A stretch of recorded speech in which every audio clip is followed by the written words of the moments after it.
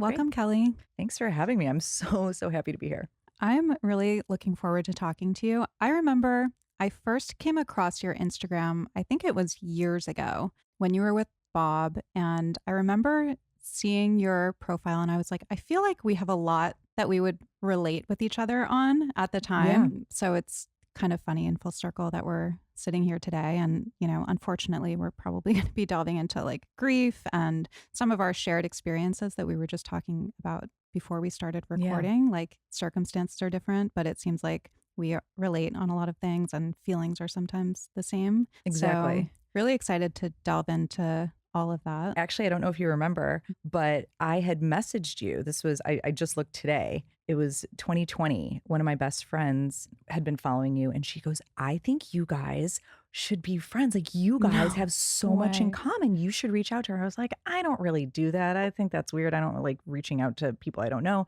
And then I sent you a message and I was No like, way. hey, like my friend told me to reach out to you. We have a lot in common. And you wrote back, you're like, yeah, we do. And blah, blah, blah. And then here Oh we my are 4 years God. later. So I don't even remember yeah, that. Oh my God. Maybe that's when I I know came I had, across. And then it was like COVID right. happened. And Exactly. So oh, finally, 4 years wow. later, Yeah. almost, we're reconnecting. Well, I'm sorry that I seem to have not followed up on that. You're such a bad friend. I mean, no. It's all in perfect timing, of That's so course. funny though. Yeah. Because I just remember like seeing your stuff and I was like, oh yeah. Okay. So let's rewind Please. to your relationship because that's kind of, where this all starts, I Yeah. guess. Are you willing to share like how you met Of Bob? course. Of course. I love talking about Bob. And that's one thing that I'm very grateful for is that I always now have this opportunity and platform to share about him because, he deserves to have the Bob love shared forever. Even though I always say, like, I love keeping his legacy alive, but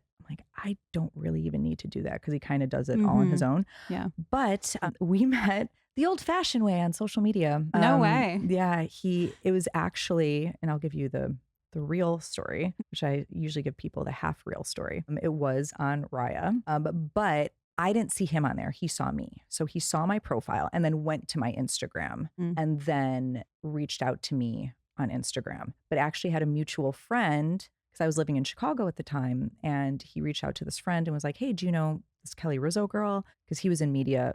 His friend was in media in Chicago. And he's like, yeah. And Bob goes, is she a bitch?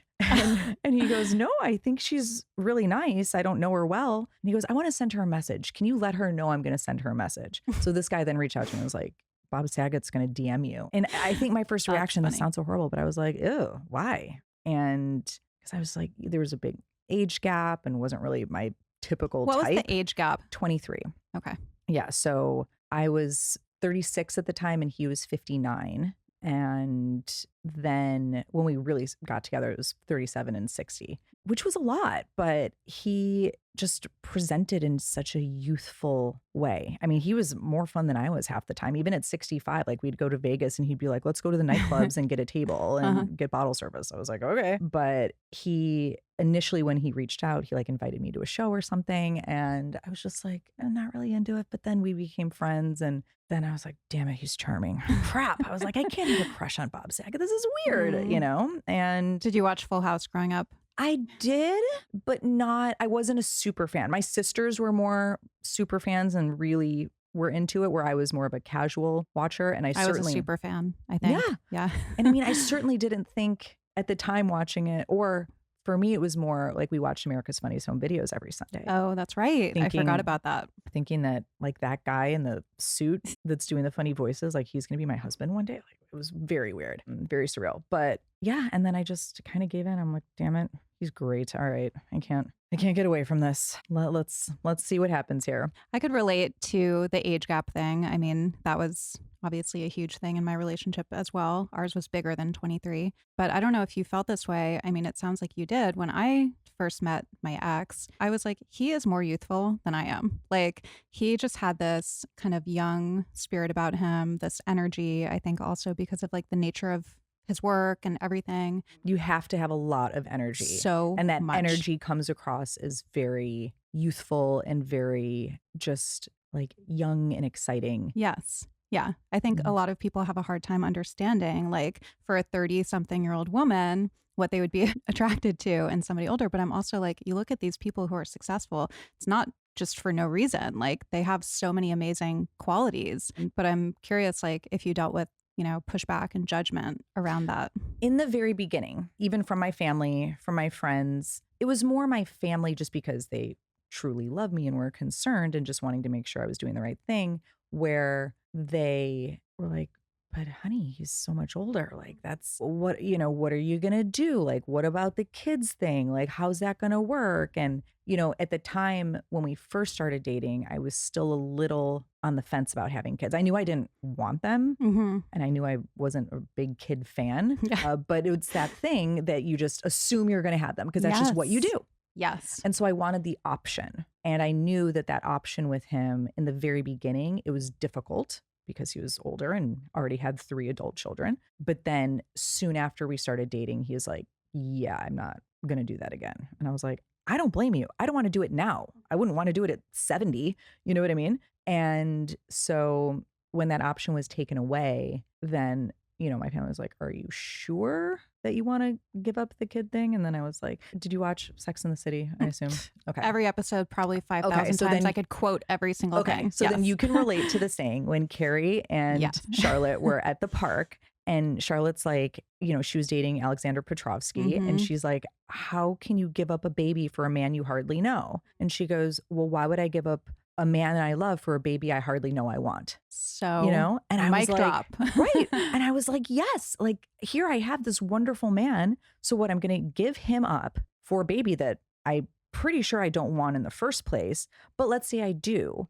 So, okay, so a few more years go by and then hopefully I find somebody. And then what if that person ends up sucking and then something goes wrong and then I'm back to square one again. And then all of a sudden I'm 45 anyway. And then I gave up Mm. something with a wonderful man. Yeah. So, I was like, I just didn't feel right Mm. giving him up for the Mhm. option of having a baby that I didn't think I even wanted. Yeah. And I definitely want to bookmark that and revisit because I Yeah. feel like this is a hot topic right now. Yeah. But I Please. feel like that same logic applies to being in a relationship with somebody older because I had the same concerns from my family, again, just out of, them wanting the best for me, wanting to make sure Yeah. that like I wasn't going to get hurt and that, I was being logical about everything, which when you're falling in love, logic is not always happening. But I remember, people who did voice their concerns about the age difference would say, well, what about in 10 years and 15 years? And I'm like, nothing is guaranteed. So why, again, to your point, why would I not pursue this with this person who, I really love just in the chance of, something could happen in 10 or 15 years, 20 years where I'm the caretaker, who knows? I could get hit by a bus tomorrow, not to be morbid, knock on wood. I don't want to put that juju out there. No, but it's But true. Tomorrow is never promised or guaranteed. We have no idea where life is going to take us. And I have been saying for years, even before I met Bob, because I went through a divorce before I met Bob.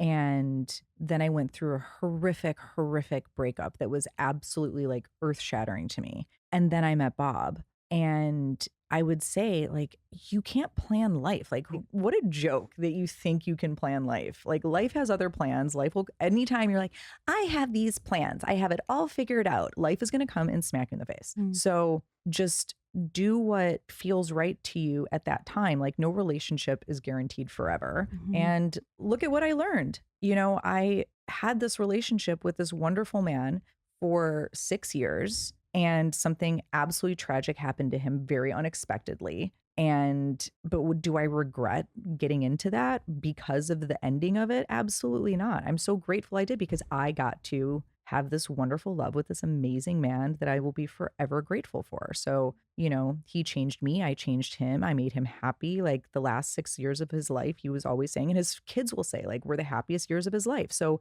I'm grateful for that. So why would I think of, oh, well, the age gap. Yeah, of course I did think about, what if, I would say to him all the time, like, well, one day when I'm changing your diapers, he'd always be like, don't even say that. He's like, first of all, he's like, I was like, so you think that I'll be 90 and you'll be 113. Yeah. Because you'd be like, I'm going to outlive you. And I'd be like, you think you're going to be 113? And he's like, probably. Yeah. So that was our like little joke that he was going to be around forever, and he wasn't. Mm. But that's life, and you just have to be grateful and learn what you can from it. I mean, it is absolutely crazy to me that people think that it is a woman's purpose to have children, or that if you don't have children, you are missing out on the essential meaning of life and this love that you can't comprehend. And I understand that. I mean, everybody who has kids say you cannot even understand what it feels like until you have it. But I get it. I mean, clearly, if no one had kids, there'd be a problem yeah. because we would not be continuing on with civilization. Yes. And I always get the feedback like, oh, it's so selfish. And I'm like, I think the most selfish thing that you could do is know that you don't want to have kids Yes. and have them anyway. Yes. And I felt a lot like you, where like when I turned 30, so I was so young, but I had that existential crisis where like I was a couple years sober, turning 30. I thought that I was ancient at the time and that my eggs were shriveling up. And I was like, do I need to freeze them? And I didn't even have a relationship at that point or anything. But I remember somebody saying to me, like, well, do you even want kids? And I just had this moment of clarity where I was like, no. And I had never thought about it because, similar to what you said, like I always just assumed that it was going to be part of the picture because that was what you do. You get married, you have kids, the end, end of story. There's no option that's a happy ending Yes. or a happily ever after Yeah. where that don't involve the kids and the white picket fence and the husband that, Yeah. is your same age where you're living, on your little porch together. Yeah. That's Sounds like my worst nightmare, to be totally honest. And I don't know about you, but I felt so relieved like once I made that decision. And I did kind of revisit it a few years into my relationship with Chuck, and he definitely didn't want them either. He had like older adult how many kids kids. is he? 2. Okay.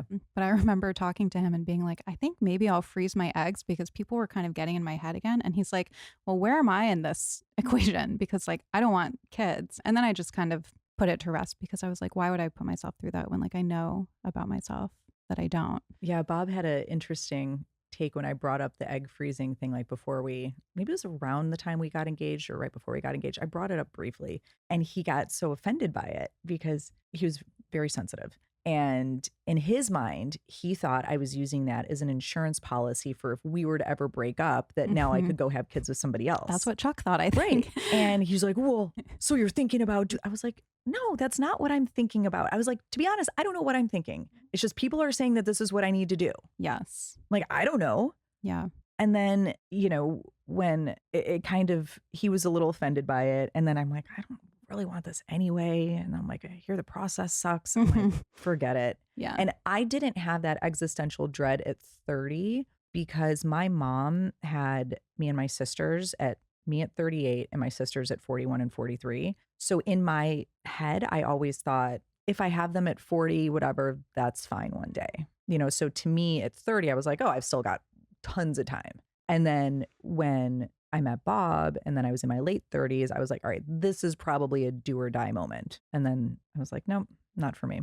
Yeah. Yeah. I remember so vividly. I was at the OBGYN and I was like, no, I don't want kids because she was asking me. And she said, well, I just want to tell you that I've had so many patients who sit there where you're sitting and say the same thing to me. And then they come back 3-5 years later and all that they want is a kid. And so those kind of messages would kind of seep into my psyche. It's a little bit of shame. It's a little bit of guilt, and it's planting the seeds of future regret. Yes. Which you're like, that's not cool. Like maybe just accept that I know what I'm talking about for myself and don't plant those seeds, because then no matter how confident you are, somebody saying that, you're like, oh shit, am I doing the right thing? Am I not? Like, should I be did I think this through? But then it is very liberating when you come to the conclusion of, I'm very confident in my decision. I'm definitely doing the right thing. And I think for me, that happened even maybe after Bob passed away. I mean, I was always pretty confident, but then even after he passed away, and I was like, okay, I'm very glad I don't have a kid right now. Thank God. And I'm really like, now I can't even imagine doing that in the future. And then I want to ask you, do you have nieces or nephews? Okay. Yes. Did that also help kind of solidify your decision? Like when you see them and you just, not in a negative, in the positive way, because for me, I always felt I wanted kids because I'm like, I want to see my DNA running around. I want to see like what I would look like as a little, like my kid. Yeah. And I want like a little kid to be like, I love you. And I have that now. So I have these little kids that look like me. They look more like me than my sister. Really? And people think they're my kids when we go out. It's really That's funny. funny. And they're like, I love you, Auntie Cowie. So it's Aw. like, I have that. And I Yeah. don't have to do any of the work, or Yes. I don't have the stress. I don't have the anxiety. I don't have to do the parenting. I don't have to spend the money. Yeah. Like I'm just the fun aunt. Yeah. Yes. I have one niece and nephew. I have one brother. And last time I was there, I remember thinking, and this is, if they're listening, this is not a negative thing. But after a full day, by 6 o'clock, I was like, I'm tapping out. Like I cannot. You made it It till is 6. I don't make it till exhausting. 6. And it just solidified that I'm like, oh yes, I love other people's children. And like, I really don't want it for myself. And not just because of, that experience. That does sound kind of bad, but like, No, I I get don't it. know. When I'm with them, I mean, I love them more than I would give my life for them in a heartbeat. But Mhm. after 20 minutes, Yeah. I'm like, okay, well, they're very high energy, but I'm Mhm. like, okay, I don't know how you do this all day, Yeah. every day. Even my parents who had 3, they're like, the 3 of you were nowhere near as crazy as the 2 of Mhm. them. That's so funny. So I'm like, God, I don't know how anybody Yeah. does it. I feel like I just don't have the maternal thing. I see Mhm. babies and I'm like, "Meh," and like kids and I'm Zero like, "Eh." interest. And I think in that TikTok, I was like, I know that I don't want kids. Like I know the sky is blue. And then of course people are like, well, the sky is more violet and actually you're not seeing. And I was Yeah. like, okay, there's relief and there's confidence. And, Yeah, I just know I'm like, I like dogs. Like I I love, mean, I don't even want the responsibility of a dog. Like, I abandoned my dogs in Chicago. When I moved to LA, Bob was like, no dogs. And I left my dogs with my aw. family. And I'm like, I couldn't even keep like, what am I gonna have a kid? Like, no way. Like, I have 3 stepdaughters who I love very, very, very much. And they're just absolute angels. And, they're in their 30s, so they're not kids, but I love them. And they give me that, they still call me stepmommy Kelly. And so it's like I Aw. have that relationship, which is lovely too. So it's like I've got the little kids and then I've got like the adult kids. It's good enough for me. So I want to rewind a little bit to when Bob passed away. I mean, I would imagine that that is so traumatic. I think one of everybody's biggest fears is, getting that phone call. Yeah. So I wonder if you could talk about that a little bit. Yeah. It was my absolute biggest because, and I don't know if this is something you've dealt with too, but I've had such a massive issue with worry over my life. And it comes very specifically in the someone in my family is going to die. Hmm. Like car accident, horrible tragedy. My whole life I've been paralyzed with fear over that, to where Bob would always tell me, he's like, you have to stop this. The worry is insane. Like you're going to give yourself an autoimmune disease. Like you're going to give yourself cancer. Like stop. You have to stop. And I remember just right before everything happened with him, like even with him, like if I couldn't get a hold of him for however long, I'd start to get really worried. And I remember it was like the first time I put into practice or tried, where that morning I wasn't, because he was in Florida. So it was 3 hours later where he was. And so, it was like 10 a.m. for me or something. And I was like texting him and reaching out and he wasn't getting back to me. And I remember it was the first time that I was like, nope, everything's always fine. Every time I've worried, it's never been for a reason. Like I worry for nothing. Hmm. So this time's also going to be fine. So just calm down. And then it started getting, I'm like, he had a plane to catch. Why isn't he at the airport? Like I was tracking his phone and it was still at the hotel. I was like, that's weird. And he was like the most reliable, responsible person. Never missed a flight, was never late, you never had to worry or wonder where he was. And I was like, that's weird. And I was like, maybe he's had an exhausting few days. Like maybe he just wanted to sleep in. But then I was like, this is weird. Something's weird. And my normal mind would go, okay, Kelly, you're just freaking out. Calm down. Everything's fine. But then I was like, yeah, but I need to investigate. Something's weird. And I remember I did that dreaded calling the hotel to be like, can you call his room? And they're like, he was under an alias and I knew the alias. And they're like, well, he has do not just, they're like, we can't do that. I'm like, clearly I'm his wife. I know his alias. Like that's me. Yeah. And I was like, can you just call his room and then I'll call back and you could tell me if, you got a hold of him. And they're like, we didn't get a hold of him. And then it got to the point where I was like, can I speak with the manager? And then they agreed to do a wellness check. And at that point I was like, just sick to my stomach. And then this was a 2-hour process. And it started escalating and like no one's really giving me any information. It got to the point where I actually had a friend come over who was like kind of helping me with this because I was frantic. And at this point I'm in touch with Bob's girls, his ex-wife, like we're all kind of in a telephone game of what's going on. Mhm. And they had said, they're like, we're sending somebody to like break the door down. And I was like, oh God, like that's horrible. And then it got to the point of, paramedics are here. And at this point, I'm like, okay, maybe he had a heart attack. Like maybe something happened, but like he's going to be okay. Like Mhm. they'll take him to the hospital and he'll be okay. At that point, you're still trying to look for potential routes where like everything's still fine. And then they had said, the paramedics are gone, but law enforcement is here. And I was like, that sounds bad. Like that doesn't sound right, because why would law enforcement be if he's just went to the hospital? And then finally it was literally, this was like 2 hours. Then finally somebody was like a security guard. Like we were demanding. I was like, somebody tell me what's going on. Yeah. Even though like I didn't want to know or hear, but then I needed to hear. And then one of the security guards was like, we're so sorry. Unfortunately, he passed away. And then I just like, I was like an animal on the floor. I wasn't even like a human for a while. And then the worst part was I had to call Sherry, his ex-wife, because I wanted her to tell the girls. I didn't want them to hear it from me. So I had to tell her, Mhm. and then she told them. And oh God, that was it was a crazy, crazy, crazy blur. That was literally the first time I ever just got through saying that without bursting into tears. So kind of proud of myself. Not that when you go through this, not that you get to a point where you're not even crying's not even a weird thing anymore. Like I Yeah. would just cry all the time and I'd be like, this is just what I do now. Sorry. Mhm. It was weird because, we're going through all that. And then, his friends are calling, then his friends are all coming over. And I talked about this recently in like some TikTok that I did, but it was so strange because 15 minutes after I found out, it was on TMZ, meaning they had known even before I knew. Wow. And so that was what was really upsetting, was at that same time, like I'm dealing with this actual like massive shock and trauma and Yeah. dealing with this. And then when it's out in the public, then I have like like normally you're able to keep your circle small. Mm. You just want certain people calling you. You only want to interact with certain people. You just want certain people coming over. Yeah. But then when it's in the media, now you have, your phone's just nonstop and everyone's calling, everyone's texting, and it's just very overwhelming. And it was not a fun day. Wow. Well, thank you for sharing that. Yeah. Really, thank you. It's very cathartic to talk about it. And Mhm. it's like, as I said, I'm proud of myself. Not that there's anything wrong with the crying aspect, but the No. fact that I was able to get through it, I know. I was going to say I was very impressed. I could relate it back to something that I went through, which is totally different circumstances, but I found my best friend murdered when I was 24, 2011. I don't know how old I was. dear God, like I you was found her. Mhm. Yes. Okay. So you found, Yeah. oh my God. And, not to compare them, but I was thinking about the steps. No, but that's, that, but it was like her boyfriend called me. He was worried about her. He had me go to her apartment and see if her car was there. And when I said, yes, her car is there, he said, go get the security guard downstairs and don't go up alone. Then I go up and we're knocking on, and there were so many steps, but my brain, I don't know if this was how you experienced it. Like you think something's wrong, but at the same time you don't. Like there's Yeah. no way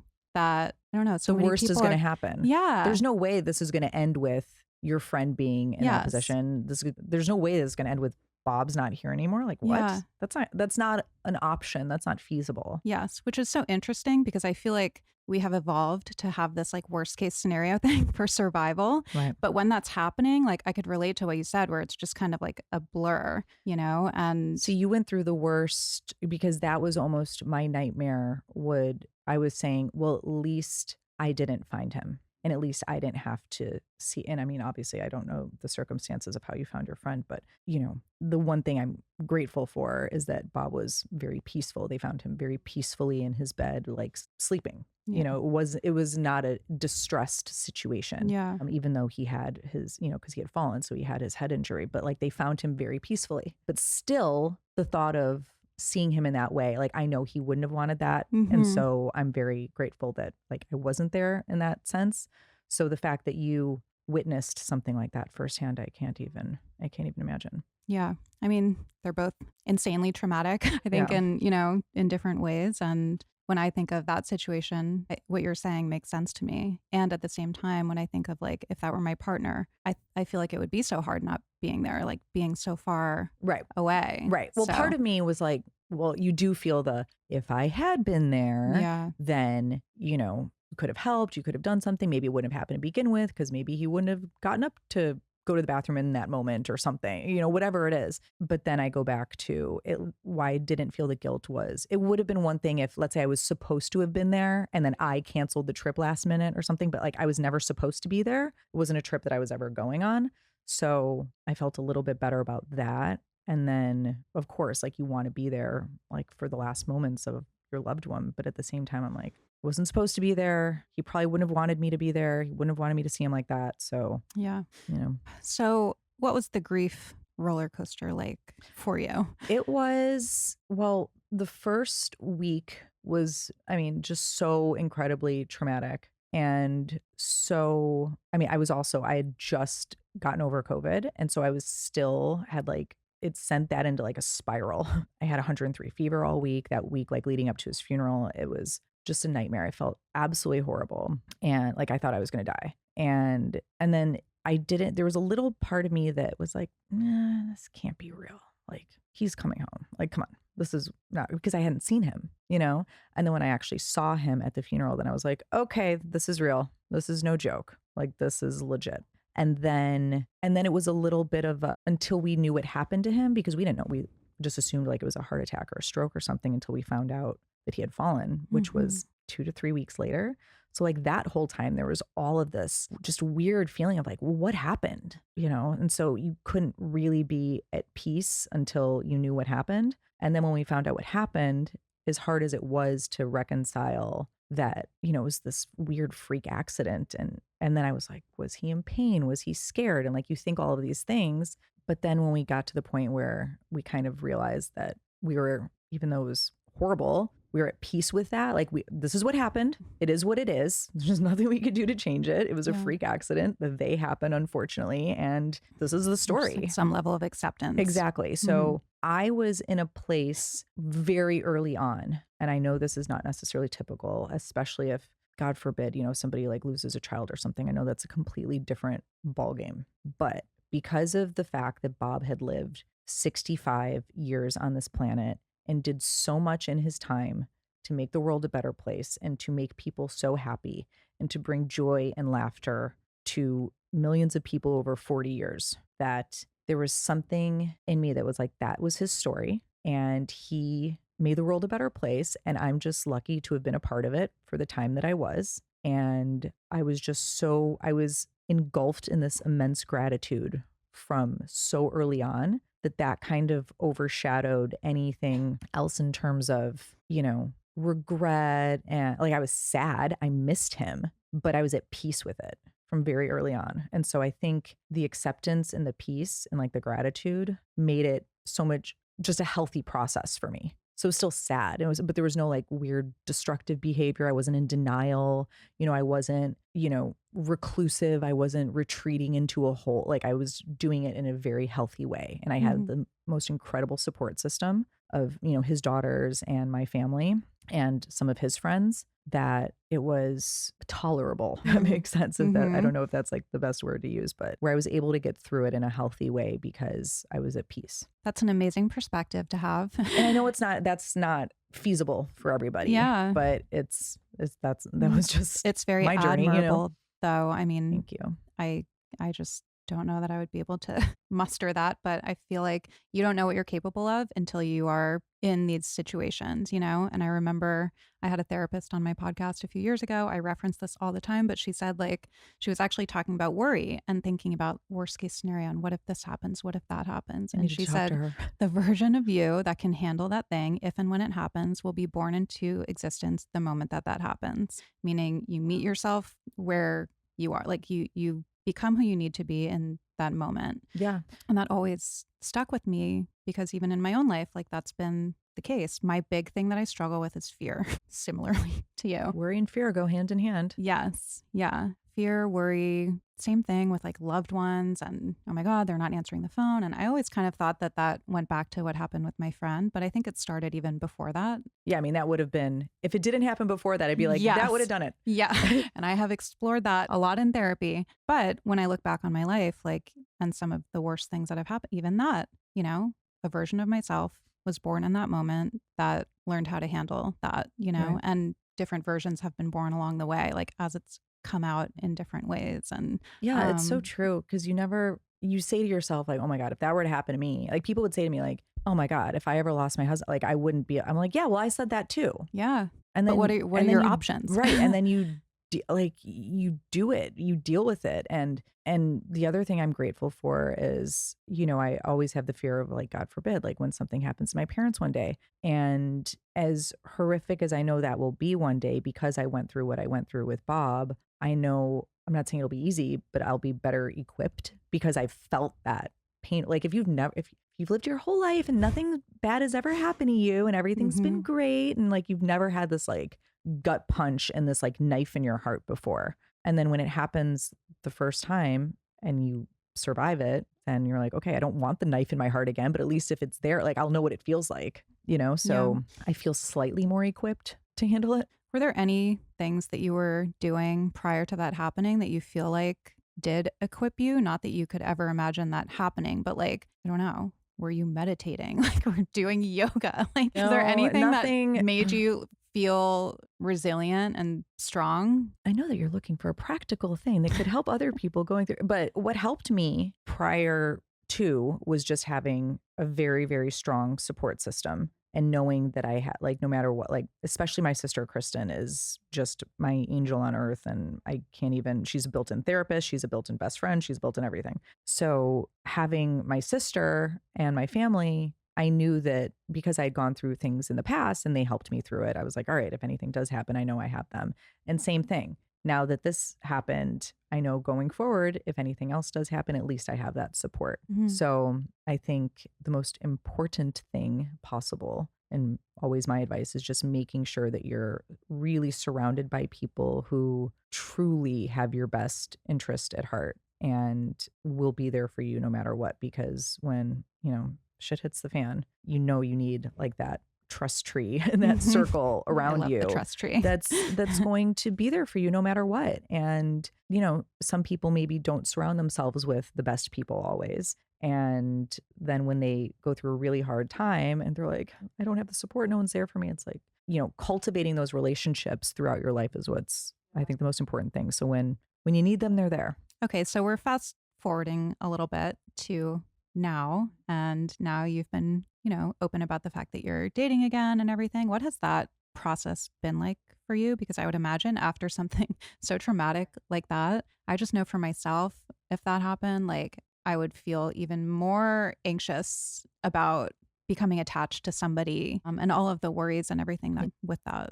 Well, there's two aspects of this. The one aspect is, and this is something I don't think I've ever talked about publicly, but because of my first divorce, where in a sense, like everything was fine. And then literally one day, my ex husband at the time woke up one day and he's like, I don't want to be married anymore. Then I had this amazing relationship that, 2-year relationship. We were living together. We had just bought a new home together. Didn't even have a fight in 2 years. It was like perfect, happy as can be. And the day before I moved into our new house, he goes, I can't do this anymore. Yeah. What was his So reason for that? a little bit of an ego thing. Mm. His excuse was, I don't think you want to be a mom and I want to be a dad. And I was like, what are you talking about? What do you Me? mean? And of course, looking back, I was like, thank God. Because yes, Yeah. he was right. Yeah. But at the time, I was like, because I had never said at the time I didn't want to be a mom. But anyway, and then, I married Bob. And of course, everything with, Bob was wonderful. Like what happened with him was not his fault, but it was still getting the rug ripped out from under me. So I Yeah. had these 3 huge relationships in my life where the rug was ripped out from under me with no warning, and where it wasn't like I had done something to provoke this. So, and that's something that I'm trying now with my current relationship. And God bless him that he doesn't have to be faced with this every day, because, this is something that it's like I put on my sister or like my friends. But having that fear of just, even when things seem great, the rug can just be ripped out from under you. And so that's my biggest challenge in like the relationship sense of, just trying to move forward and not carry the past trauma that is, my current boyfriend. That's not his fault. That's not his problem. Like he shouldn't have to suffer because of stuff that happened to me in the past, so that's something that I'm just trying to be like, okay, every situation is independent. Just because that happened in the past does not mean it's going to happen in the future. Yeah. But in terms of moving on after the death of your spouse, that was a whole other battle in a sense, because there's a lot of emotions with that. There's a lot of guilt, you feel in the very not that I thought about dating in the very beginning, but when the first few times you even start thinking about it, even if it's a year later, you're like, feel like I'm cheating on him. Am I cheating on him? Just by even thinking about this? Like, how could I even think about this? But then I really turned a big corner when I talked to Bob's girls and they gave me, I know I didn't need their permission, but I wanted their blessing. And when I got their full on blessing, that they were like, Kelly, we love you. We trust you. He would want you to be happy. Because I didn't picture him, earthly Bob would have been like, how dare you? Heavenly Bob would want me to be happy. Right. And like, I had to like separate the two of them. Like, of course, the Bob that exists now would want me to be happy. But it was hard for me to separate from like the Bob that I knew, who would be like, I knew it. How dare you? So, when his girls were like, of course he would want you to be happy. We love you. We want you to be happy. You deserve it. Please be happy. Then I'm like, all right, I have this permission. So, and then you get the public's judgment. Right. And you know what? I was really concerned about it, but because I was like, everyone loves Bob. Everyone feels like they know Bob. He's America's dad. What if everyone's like, how could you move on from our dad? Like, how could you do this to Danny Tanner? And when I got just such overwhelming love and support from the public, once again, not that I needed that, but it was very nice. There's always going to be the one or two people who comment and are like, me, so soon? I'm like, it's been 2 years. Like, and I feel like that happened to like Amanda Klutz too, right? And I know that you guys are friends. Yeah. And that's something that, you hear the 100 positive comments, but the one negative one is like, yes, but ultimately all that mattered to me 100% were his girls and if I felt ready. And then when I felt ready and I knew I had the blessing from his girls, and I'm like, it doesn't matter what anybody else says. So, yeah. Well, and now you have a new podcast, which we have to talk about. Tell us about the podcast and like how the idea of that came to fruition. So, as I'm sure you've probably experienced in your life, a lot of these difficult conversations, especially around grief, are still a little taboo. People don't always want to talk about them. People don't know how to talk about it. And that's something that I learned after losing someone, is that I never really experienced it before. And I learned what was helpful for me and how people showed up or didn't show up for me, or what worked and what didn't work. And then I realized, I'm like, all those years before when other people I knew lost people, I'm like, I probably was a shitty friend. I probably didn't do all the right stuff. I probably didn't do what was most helpful for them. So I wanted to create comfort food, because obviously I have a big food background. So I was like, how can I bring food and grief together? And they do go together very well. So on comfort food, I have these conversations with people who have gone through, it's not always grief necessarily, but some sort of a difficult time, a loss of a loved one, a divorce, just something difficult in their life, recovery, anything that where they're like, I went through this, I overcame it, and I have some advice to give. So that way, when people listen to this, not only if they're going through it, they have helpful tips and tricks and they can really understand it, but if they have friends that are going through it, how can they best show up for their friends? So, but the whole point is now we get to do this while eating my guest's favorite comfort food. We actually eat their comfort food. I think I'm having French fries. And then I saw, didn't Heidi, I don't know how to pronounce her last name. She had fries, right? She did have French fries. I was like, ooh, maybe I need to change it. Well, you are welcome to change it. We have time. And I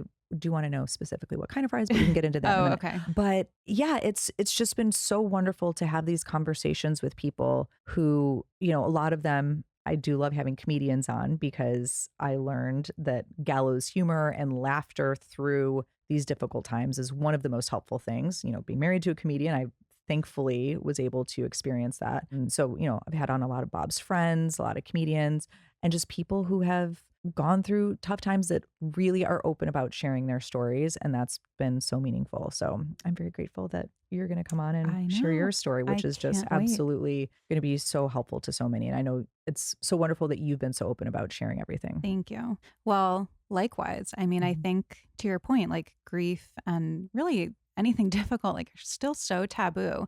But I think grief particularly, like people don't go near it. Yeah. And so I would imagine going through it, it's probably kind of isolating because people don't know how to be around you and how to be helpful. And, I was going to ask what were some helpful things that people did, but people should just go to your podcast and listen to get the nuance, because every situation is different. And it sounds like the overarching thing is that, you had this built-in support system. And Mm. I would imagine people are going to say the wrong thing and do the wrong thing, but you know that their intention was there, right? And they were just there to help you however they could. Right. And I will say, yes, obviously, all of my guests have very different outlooks and advice to give and different journeys that you can learn so much from. Like for instance, John Mayer, he had never lost anyone before Bob.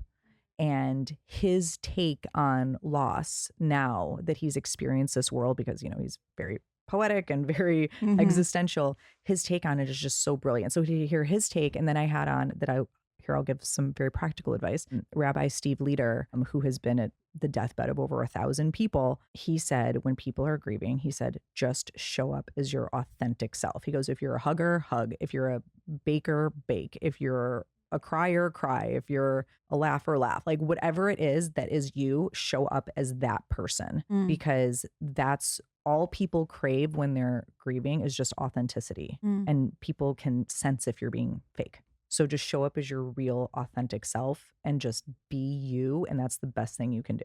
Wow. That's So, amazing advice. yeah. And like, So simple. that's, who would have thought? right? Yeah. And it's true. Yeah. Because sometimes you're like, oh, I don't know what to say. It's like, Yes. just say what and then you try to say Right. something that you think is going to be. Yeah. Like Bob was that person who, when somebody would lose somebody, where I would maybe be like, oh, I don't know what to, I don't want to bother them. I'm just gonna, Yeah. oh, they don't want to hear from me. Bob would charge head Wow. first. Like he would just full force go into, he would call them, show up at their house. Like, I'm here. Here's what I can do. Like, I'm here to help. And it was always so amazing to me. I'm like, he wasn't uncomfortable around it. And so just to have these conversations that hopefully can make people more comfortable around it. Amazing. Well, I can't wait to continue the conversation. Tell everybody where they can find your podcast, Yeah. follow you, all of thank the you. Yeah. things. So it's Comfort Food with Kelly Rizzo, wherever you get your podcasts. And all my social media is at Eat Travel Rock. So amazing. very simple. Food, travel, music. If you like any of those three things. Thank you so much. Thank you.